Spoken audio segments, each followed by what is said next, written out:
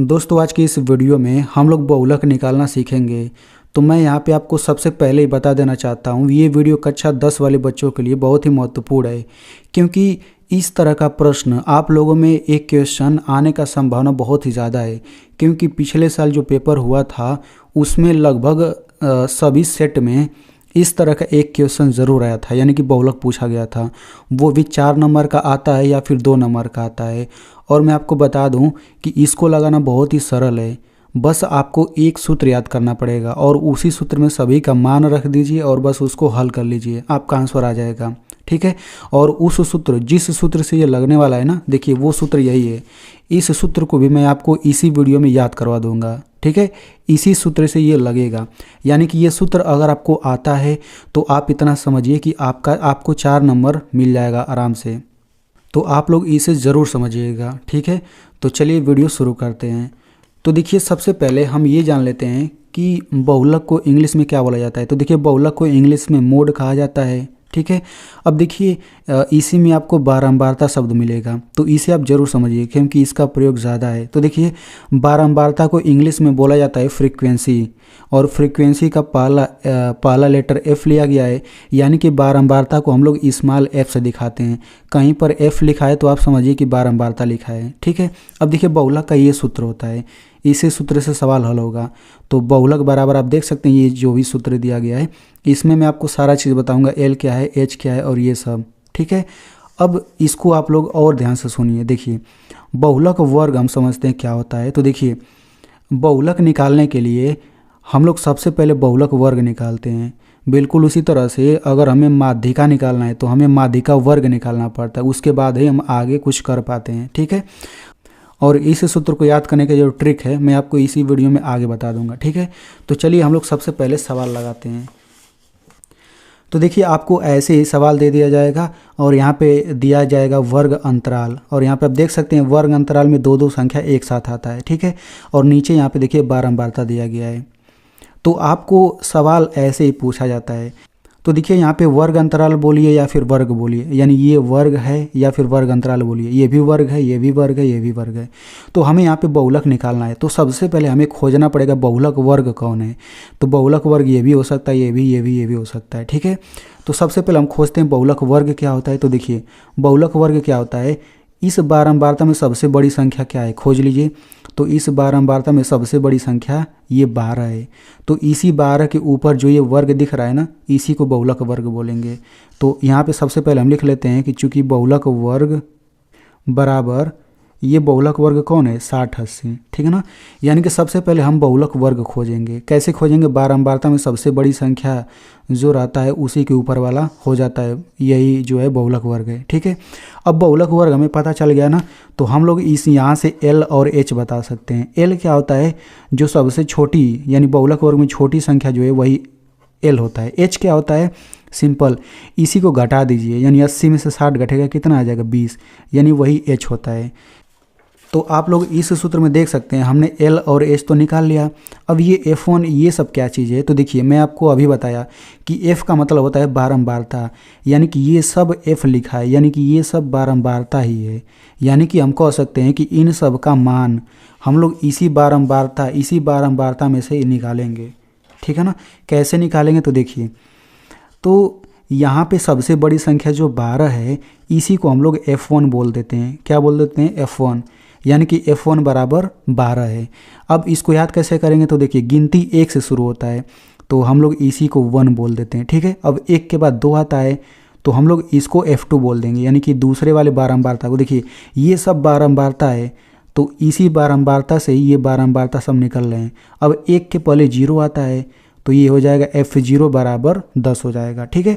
तो इस तरह से आप याद रख सकते हैं कि सबसे पहले गिनती 1 से चालू होता है तो 1 के बाद 2 हो गया, 2 के बाद 1 के पहले 0 हो जाएगा, यानी कि हम वो भी लिख लेते हैं। F0 बराबर हमने क्या निकाला, 10। ठीक है। अब यहाँ पे F1 बराबर क्या हो जाएगा, F1 बराबर हो जाएगा 12, और F2 बराबर क्या हो जाएगा, 2। F2 बराबर क्या हो जाएगा, नहीं 2 नहीं 6, F2 बराबर 6। तो हमने सभी का मान निकाल लिया। बस अब हम यहाँ पे सूत्र लिख देते हैं बस। ठीक है। तो यहाँ पे लिखते हैं बहुलक बराबर, तो यहाँ पे बहुलक का सूत्र लिख देते हैं। तो L प्लस ये होता है F1 माइनस F0 बटा 2f1 minus f0 minus f2, ये पूरे कोष्टक में बंद करिए गुणा h। ठीक है, इसी में हम सभी का मान रखते हैं। तो l की जगह क्या रखेंगे 60, तो ये हो जाएगा 60, फिर प्लस ये बड़ा सा कोष्टक लगा दीजिए, ये बटा लगा दीजिए। तो f1 माइनस f0, f1 की जगह क्या रखेंगे, f1 की जगह हो जाएगा 12 माइनस f0 की जगह क्या रखेंगे 10। ठीक है, नीचे देखिए 2f1 है, बीच में कुछ नहीं तो गुणा हो जाएगा, 2 गुणा f1 क्या हो जाएगा 12 माइनस f0 हो जाएगा 10, फिर माइनस f2 हो जाएगा 6, फिर गुणा h की जगह क्या रखेंगे 20, ये हो गया 20। ठीक है ना, तो बस इसी को आपको कैलकुलेशन करना है, आपका आंसर आ जाएगा। ठीक है, तो देखिए इसमें भी बहुत बच्चे गलती करते हैं, तो ये आप आगे समझते रहिए अभी। तो ये हो जाएगा 60, ये प्लस, ये पहला वाला तो वैसे उतारते जाइए, बस इसमें थोड़ा सा आपको कन्फ्यूजन होगा, लेकिन मैं आपको समझा दूंगा। तो देखिए अब यहाँ पे सबसे पहले हम क्या करेंगे, ये जो बटा है ना, बटा के ऊपर 12 माइनस 10 है, तो 12 में से 10 घटाएंगे 2 आ जाएगा, तो 2 लिखिए, फिर बटा। अब देखिए नीचे इतना सारा संख्या है, तो भाई इनको हल करके कोई एक संख्या आएगा ना, वही हल कर लीजिए। तो कैसे हल करेंगे, देखिए सबसे पहले हम गुणा करते हैं, तो 2 और 12 का गुणा करेंगे तो 24 हो जाएगा। हम कहीं साइड में हल कर लेंगे, डायरेक्ट यहाँ पे एक संख्या लिख देंगे। अब यहाँ पे देखिए माइनस 10 माइनस 6, तो ये हो जाएगा माइनस 10 माइनस 6, इतना हो गया। अब इसको हल करने का तरीका क्या हुआ, देखिए 24 में से 10 घटेगा, कितना आएगा 24 में से 10 घटेगा, ये आपका आ जाएगा 14, और ये माइनस 6 आगे है। अब 14 में से 6 घटाएंगे क्या आ जाएगा 8 आ जाएगा, यानी कि सिंपल ये हल होके 8 आ गया। अब यहाँ गुणा लगाइए, आगे 20 है तो ये 20 लिख दीजिए। तो नीचे वाले को हल करने का तरीका आपको ये दिख गया।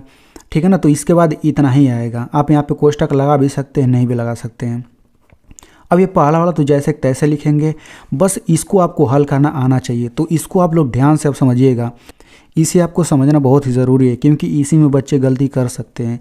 तो इसे आप लोग कैसे समझेंगे, तो देखिए ध्यान से सुनिए, यहाँ पे ये एक ही बटा है, बटा के नीचे केवल एक ही संख्या है, इन दोनों को हम बटा के ऊपर मानेंगे 2 और 20 को। ठीक है, तो अब आपको करना क्या रहता है, देखिए हम इनको काटते हैं। कैसे काटते हैं, बटा के ऊपर कोई एक संख्या ले लीजिए, बटा के नीचे कोई एक संख्या ले लीजिए। तो हमने 2 और 8 ले लिया। अब देखिए ये दोनों किसी एक ही संख्या से कटते हैं कि नहीं। ठीक है, तो देखिए 2 और 8 है, 2 से दोनों कट जाते हैं, तो मैं दोनों को काट सकता हूँ। मैं चाहूँ तो ऊपर देखिए 20 ले लूँ, नीचे 8 ले लूँ। तो 20 और 8 है, दोनों किस संख्या से कटता है, दोनों संख्या 2 से कटता है, तो मैं दोनों को काट सकता हूँ। दोनों संख्या 4 से भी कटता है, तो मैं दोनों को 4 से भी काट सकता हूँ। समझ में आ गया, यानी सेम ही संख्या से हम काट सकते हैं। चलिए हम लोग इसको काटते हैं। तो हमेशा ऊपर से एक संख्या लेते हैं, नीचे एक संख्या, ऐसे काटते हैं।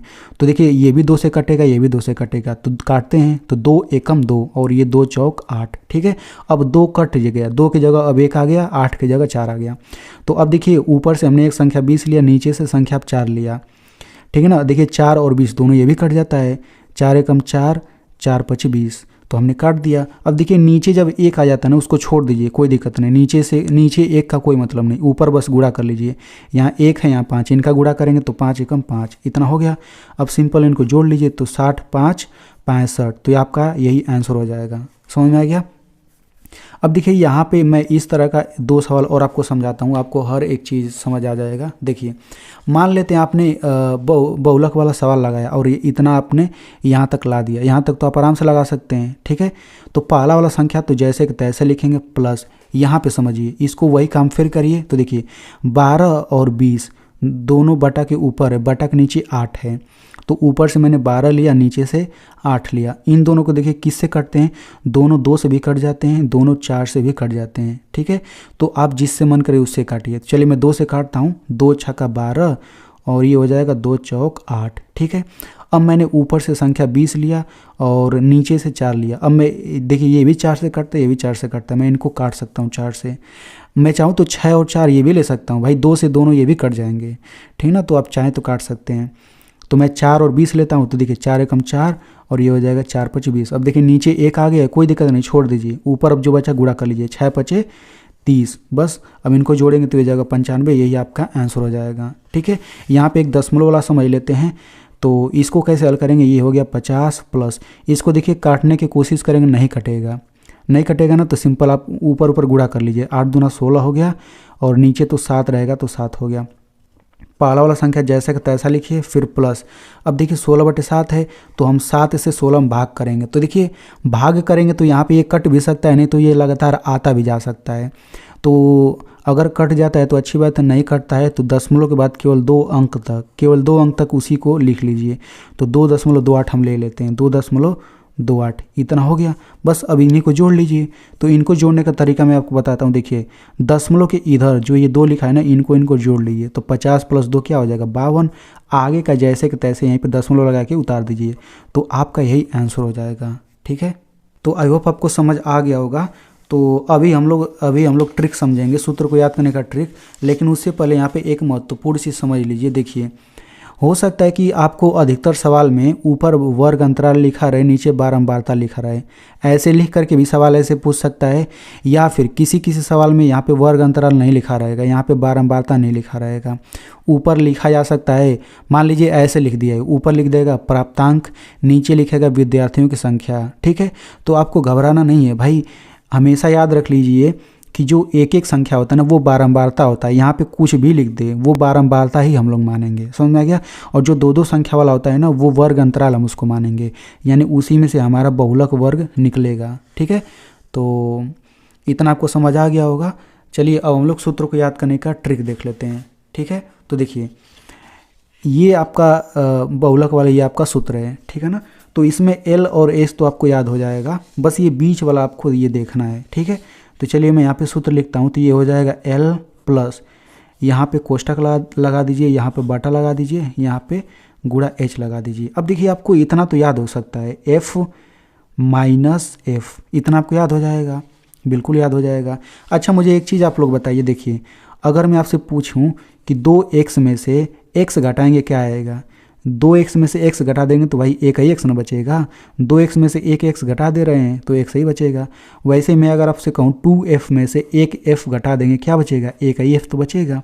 ठीक है ना, तो मैं अब क्या करूँगा, नीचे मैं -f को -f लिख लेता हूँ। भाई इतना दूर मैंने जैसे कि तैसे लिख लिया, इतना दूर यहाँ से f को मैं क्या लिख सकता हूँ भाई, देखिए 2f में से f घटाएंगे तो f आ जाएगा। मतलब आप इसको इतना याद कर लीजिए, f minus f, 2f minus f minus f। ये कहाँ से आया, देखिए भाई 2f में से f घटाएंगे तो f ही आएगा, यानी कि ऊपर नीचे वाला सेम अभी लिखा है एक तरह से देखा जाए तो। अब आपको 2 संख्या याद रख लेना है, 10 और 102। 10 और 102 आपको 2 संख्या याद करना है। आप इसको भी याद कर सकते हैं। देखिए यहाँ पर भी 10 है, यहाँ पर भी 10 लग गया, बस आगे 2 बढ़ गया है। तो ऊपर आप 10 लिख लीजिए और नीचे आप 102 लिख लीजिए। तो इस तरह से आपका फार्मूला बन जाएगा।